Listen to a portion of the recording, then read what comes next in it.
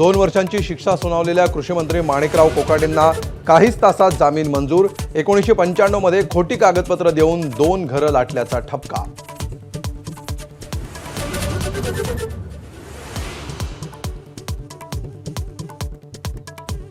दोन वर्षांची शिक्षा झाल्यामुळे माणिकराव कोकाटेंची आमदारकी रद्द होण्याची शक्यता।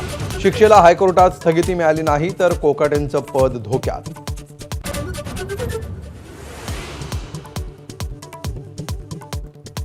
शेतकरी बळकटीकरण योजनेसाठी दुसरा 200 कोटींचा GR कोणत्या आधारे काढला असा सवाल उपस्थित। माझाच्या हाती एक्सक्लुझिव्ह कागदपत्र, दमानी आणि कुंभारांच्या दाव्याला पुष्टी।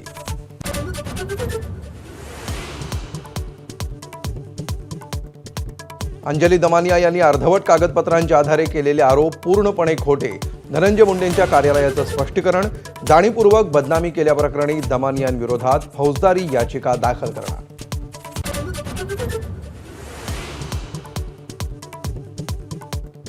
परळीतील महादेव मुंडे हत्या प्रकरणी तपासाला वेग। विशेष पथकाकडून 50हून अधिक जणांची चौकशी। साथीदारांसह प्रत्यक्षदर्शींचीही चौकशी।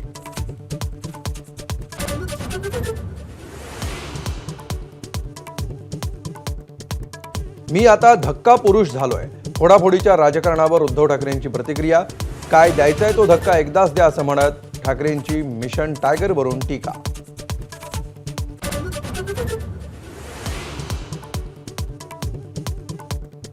उपमुख्यमंत्री एकनाथ शिंदेंना जीवे मारण्याची धमकी। गोरेगाव JJ मार्ग पोलीस ठाण्याला धमकीचा ईमेल। शिंदेंची गाडी बॉम्बनं उडवण्याची धमकी।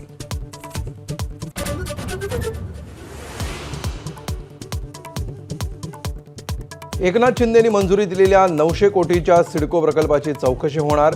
ठाकरेंच्या माजी आमदाराच्या मागणीनंतर मुख्यमंत्री सचिवालयाचे आदेश।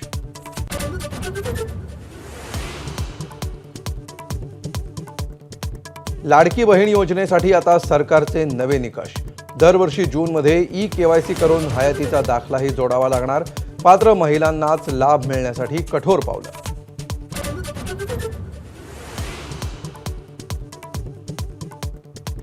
रेखा गुप्ता दिल्लीच्या मुख्यमंत्रीपदी विराजमान तर प्रवेश वर्मांसह 6 मंत्र्यांचाही शपथविधी।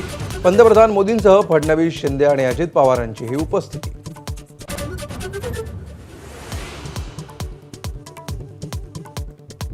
कल्याणहून दादरला जाणाऱ्या लोकलमध्ये एकाचा 3 प्रवाशांवर चाकू हल्ला। लोकलमधून उतरताना धक्का लागल्यामुळे सुरू झाला वाद।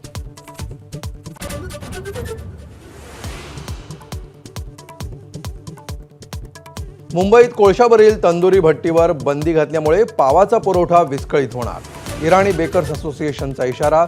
हॉटेल आणि ढाबा बेकरीवरील कारवाई बंद करण्याची मागणी।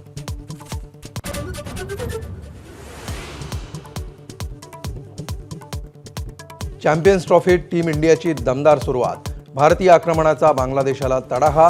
अक्षर पटेलची हॅट्रिक हुकली।